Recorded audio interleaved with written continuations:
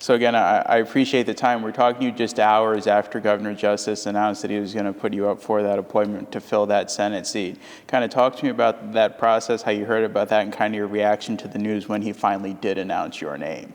Well, actually, Secretary Michelle Petty called me Senator Brown. I said, that's premature. They just submitted the names yesterday, and she just started laughing and said, listen to this. And she turned on the TV, and the governor was at that time announcing that I was going to be selected as to replace the state senator Elenfeld.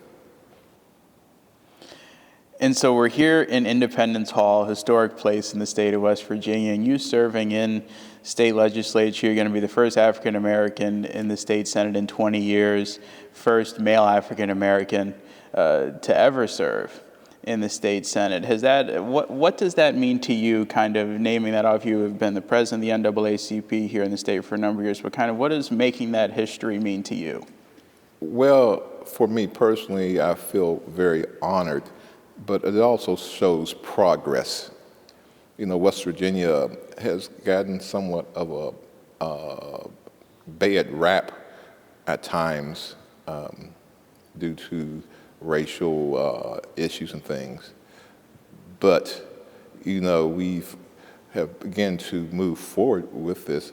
You know, a lot of times our numbers are so small sometimes, and we get outvoted a lot of times if people running for statewide office or offices. But then again, you know, I accept it as an honor, basically. So you're set to take on this new role. What are some of the initiatives, some of the key things you're looking forward to kind of championing and kind of moving forward, some of those key issues when you finally do take that oath of office and take on that new role?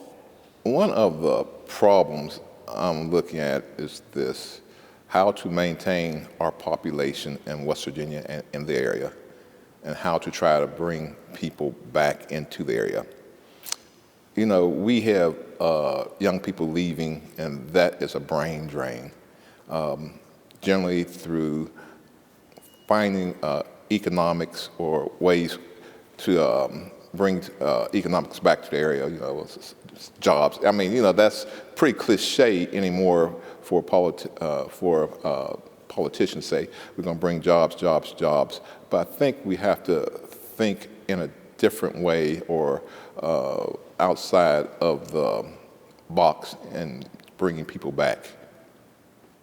What are some of those big initiatives that you championed, that you supported as president of the NAACP, and kind of what are those initiatives in that new role as state senator that, again, you're looking to move forward? You talked about progress, so kind of looking at that progress moving forward.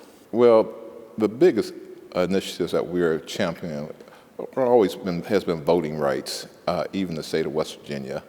And right now is trying to get the Freedom to Vote Act passed. And, you know, we do have a senator who has been somewhat resistant to the John Lewis Act. Well, he liked the John Lewis Act, but Freedom to Vote Act, he hasn't, it's been somewhat resistant. Even though in West Virginia, we don't have the same type of voter suppression that other states are enduring, but it's holding back the other states where voter suppression is occurring in those, I think it's like 14 states where they have all these voter suppression laws.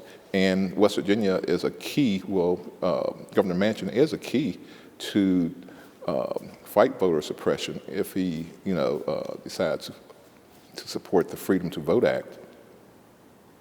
So saying there is progress, but there's also still a lot of work to be done. In this little bit of time, just after you were talking to you again, hours after you heard that your name being mentioned by Governor Justice, and then before you're set to take on that new position, is it allowing for any moments of reflection just before you're ready to take on this new, I guess, adventure you could call, and kind of what it means to you, to your family, and to the state of West Virginia? Yes, you know, I've worked and lived here all my life, and I do know a lot of people. I know there's a lot of good people and who want the state to do better, even this area, because when I worked the teachers union, I worked this region. I was in every school building from here to down through Pleasant County and some and beyond. I met a lot of people, and hopefully that these same people will come out and help, try to turn this thing around here. Again, we need to try to keep our people in the Ohio Valley, try to keep our children in the Ohio Valley, and to stop this brain drain. We have some of the best schools in the country here right in the Northern Panhandle. And I just think the Northern Panhandle is set in a unique position because you have a major interstate passing by, a river close by, you have an airport close by, you have all the structure to grow in this area with all these here factors, river, roads, accessible roads, and also airport, which is only 50 minutes away. We have people who would really love to live in an area like that, and I think we need to promote this area a lot more.